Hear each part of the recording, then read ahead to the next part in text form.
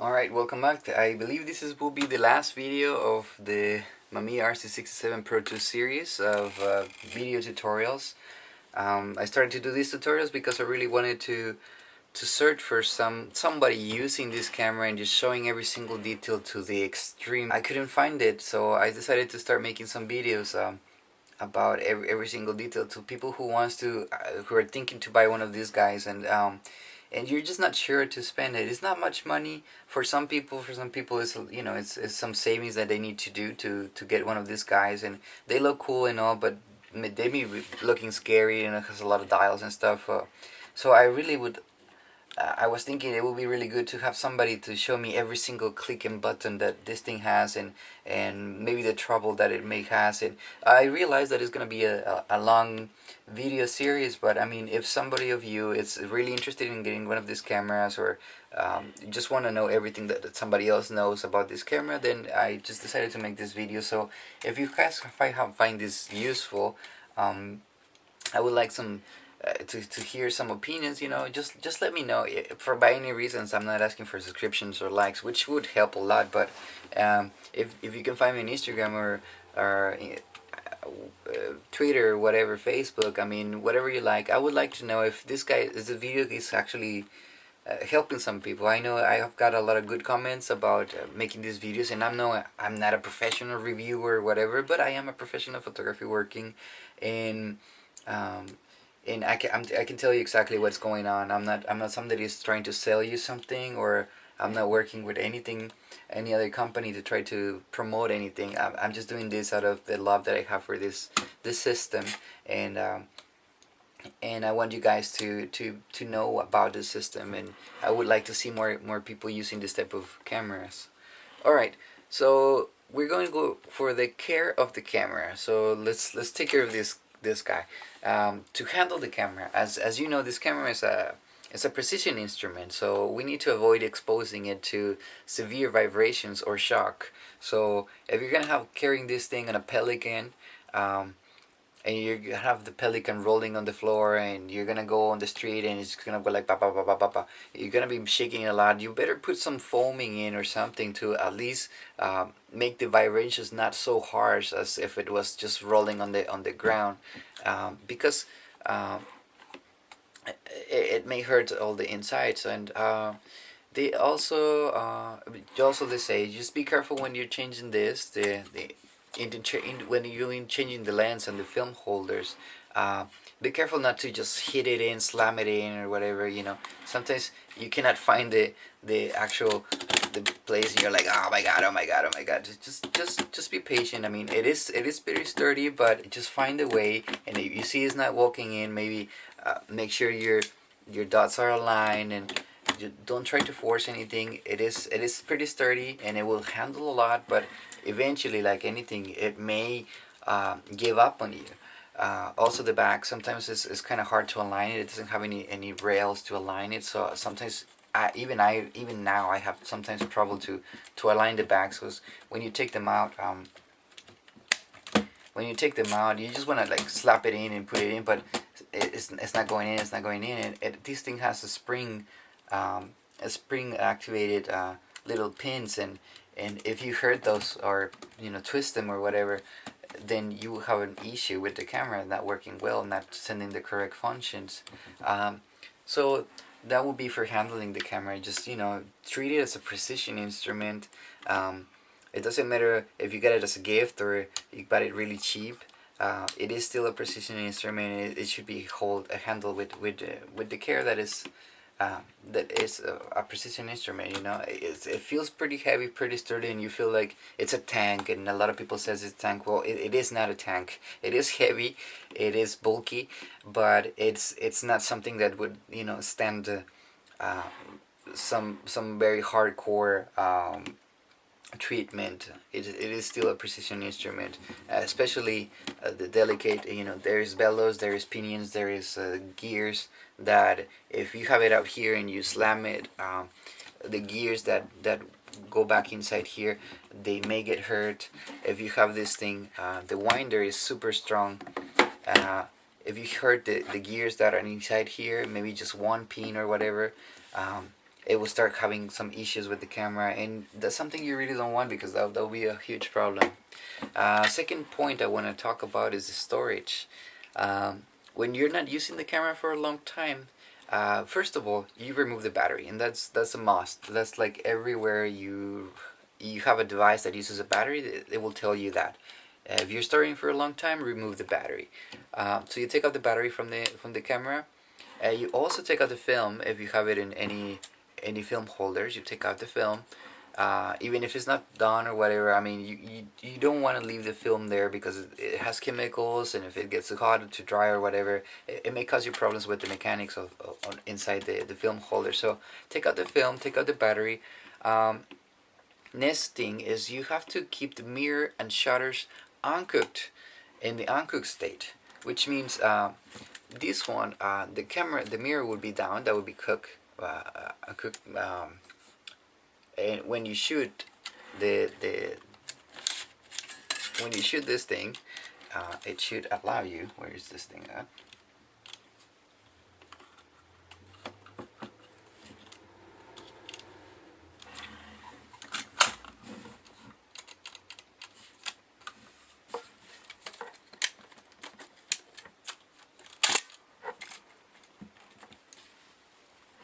There you go.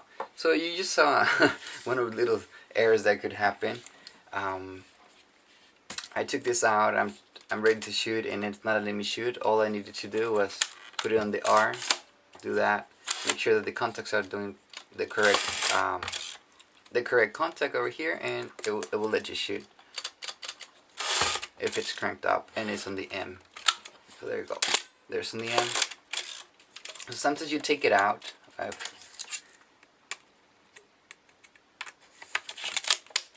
Sometimes you take the back out, and then you sort of put it back in there, and it will not let you shoot. It's already ready to shoot, but it's not shooting. There you go. That's one of the errors that we were looking at. One of the things is, okay, it has this dark slide on, so maybe now it's shooting. If it doesn't shoot, maybe all you need to do is just move it a little bit to make sure the contacts are well set up. Alright, so we were talking about storage. The other thing you do is you uncock the thing. So the lens, the mirror, you put it on the relaxed position. The lens, you close it. And for this, we saw it on a previous episode. You take out the lens like that, and right now it's cocked, it's ready to shoot. So all you need to do is press this button right here in the middle, and move this up here. Now it's in a relaxed position. It's closed. There is no springs that it's been stressed out, and if you're not gonna lose this lens for a while, you move this thing and you leave it like that in a closed position. When you're ready to use it again, you just move these two pins back again, all the way to the red area over here, not on the green, all the way to the red, and now you're ready to shoot. And when you're gonna put it on the camera, you make sure that your lens is down, and your mirror is down, and you can put it back on the camera. This is obviously to prevent the springs from giving up, because they will be like under pressure, and if you're gonna leave it under pressure for like a year, 2 years, or for a long period of time, then that pressure would start to give up, and you want to just leave it free of pressure, and then when you're ready to use it, put the pressure and use it, and so you have all the timing very well done. And it's just something that is recommended, right? So another thing, obviously, if you're going to store it, you avoid to put any of the lenses or the camera in any humid, or what do they call, sea air atmosphere. So okay, you live near the ocean, it's cool, but don't leave it outside on the sea air atmosphere. I mean, there's some casings that they sell that they take the humidity out if you live in a very humid zone. You say like, okay, I live in a tropical island, and maybe I live in Hawaii or something like that, and here is very wet all the time, and what can I do? Well, there's some cases that extract the humidity out if you're gonna just leave it for a while, or you just put it in a case. Just put something in there that would not allow humidity to get in. Maybe make it a sealed pelican case is actually good. Something that it would just seal the environment for the camera not to be wet. Also, extreme cold extreme hot environments that, and we're talking about extreme really, but obviously human extreme, obviously this earth extreme, I'm not talking to take it to the sun or it will melt. Talking about, you know, desert and extremely hot, extremely, so if it's very hot then keep it on shade, and if it's very cold, try to warm it up a little bit. You know, wrap it up and put something that is not gonna have, you know, the coldness just attaching to the camera body parts and stuff like that, because that could create stress on the metal pieces, and because metal would, you know, with heat it will expand, and with cold it would contract, and if it contracts too much it may start cracking up or giving up the the elements of the compositional elements of the materials inside of it.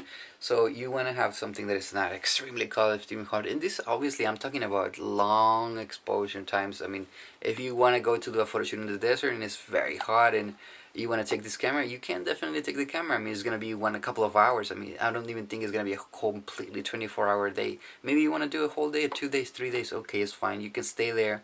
But treat it as a precision instrument that is dedicated to weather, just as you would.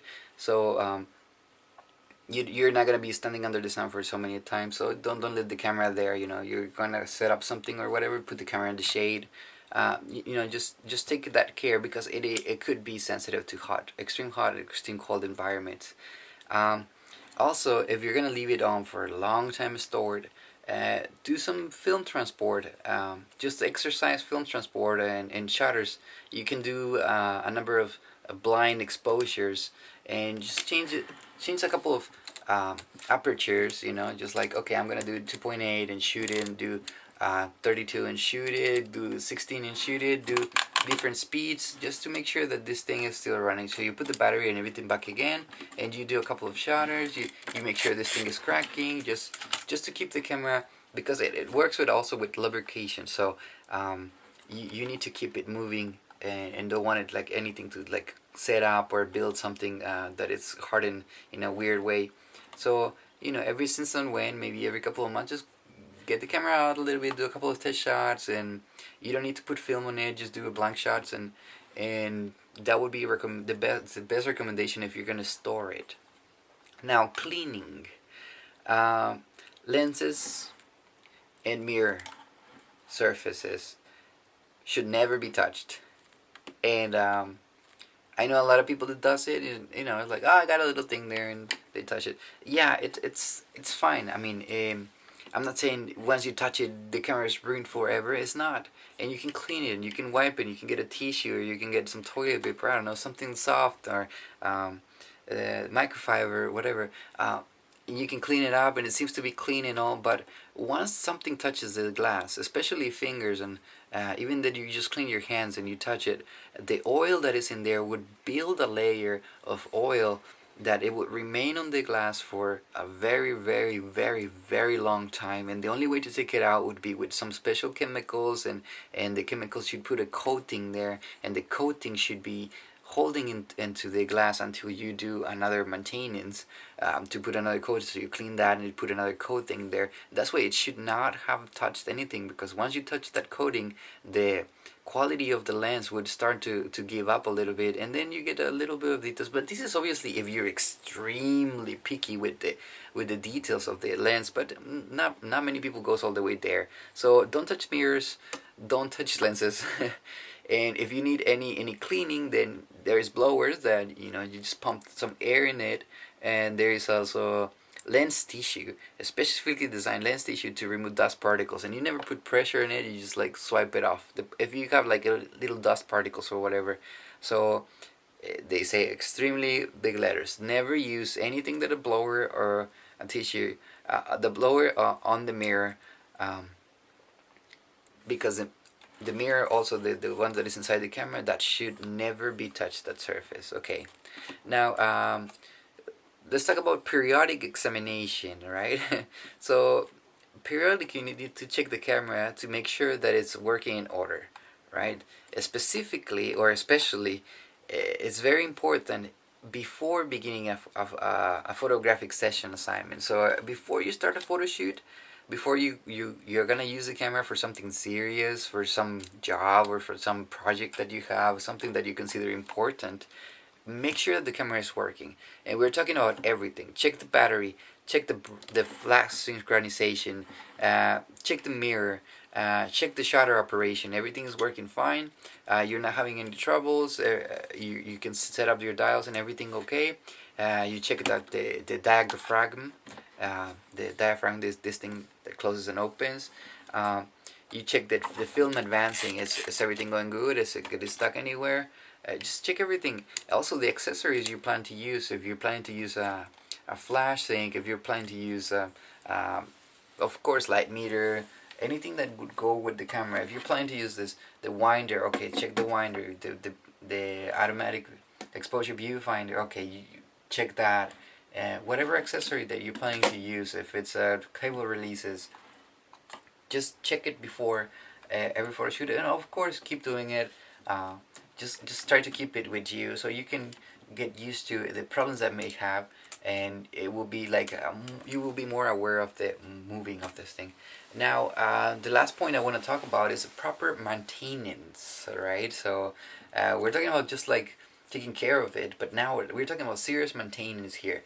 So the Mamiya RZ67 Pro II, or Mamiya RZ Pro II, what they some of them call it, they omit the 67, it's designed for heavy professional use, and it would definitely last indefinitely. All right, so definitely indefinitely. um, it is for heavy professional use. I mean, this thing is what they call a workhorse. Yeah, it's not a tank; it's a workhorse. Okay, it's heavy duty, and it will last for a long time if it's properly maintained. Every camera, of course, have mechanisms inside, stuff that makes the film transport. The shutter is another mechanism of the camera. We're talking about mechanic movement on the camera. The diaphragm blades on the lenses, all these stuff obviously are controlled by gears, levers, springs, rollers, etc., etc., etc. Stuff that actually moves against other stuff, and every one of these things is a subject to wear and tear, of course. As much as you use it, even though you use it perfectly normal, just because of you keep using it, it will start to decrease the quality of the usage of it. A gear will start to fade out, or metals will start to bend, or springs will start to give up, and they will not be as springy as they should or as they would at the beginning. So it's a normal wear and tear kind of thing. Obviously, it's a very very heavy duty, so it would last pretty long. But also, of course, ambient conditions like dust and sea air and moisture and can also definitely affect the mechanism.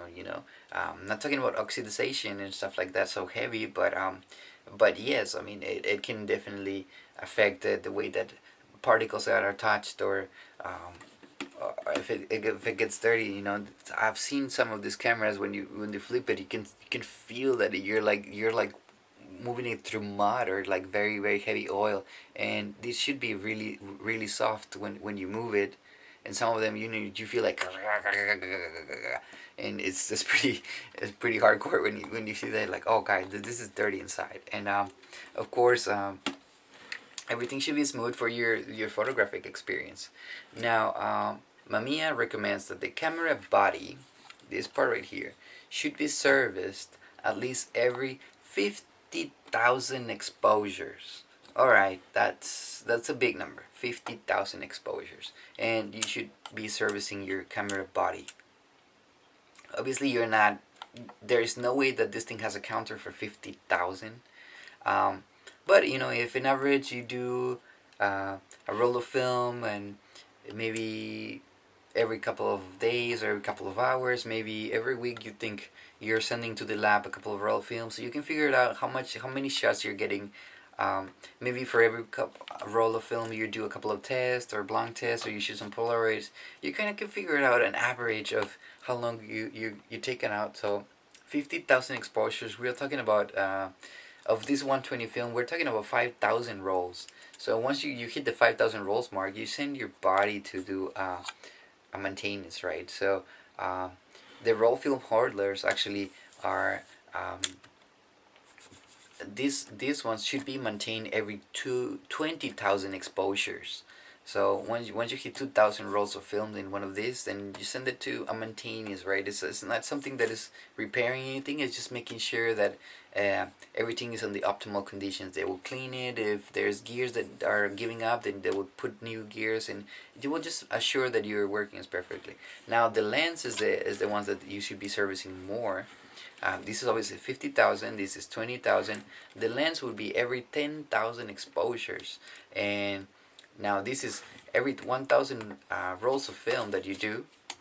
You send your lenses to repair, not repair, to maintain. I'm sorry, to maintenance, and obviously for these you send it to the Mamiya distributor. You check out with them where you can send your camera parts and how much it costs, and they will check it for you, and they will make sure that everything is in working condition, and they will tell you if there's something that you need to change, or lubricate everything, polish the lens. I mean, they will give you back a perfectly well working camera, and it's what is definitely recommended.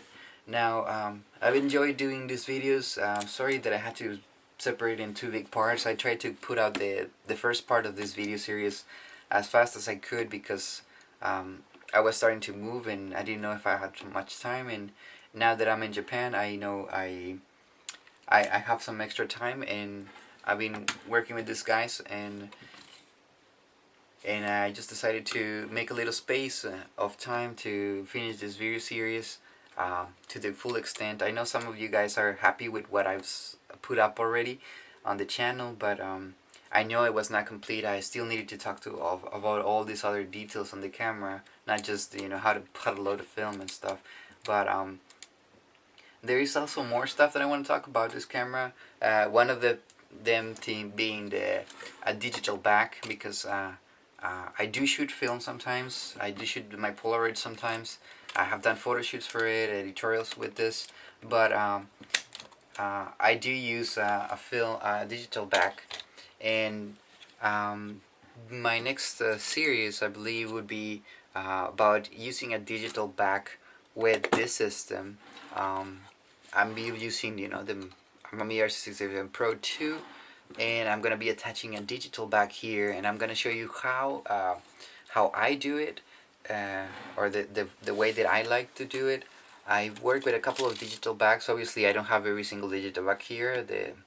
But the ones that I have, I'm gonna show you. It's a pretty nice setup. It's a 33 megapixel back, and so I'm gonna show you the way that I do it and why do I do it that way, and how is it working for me.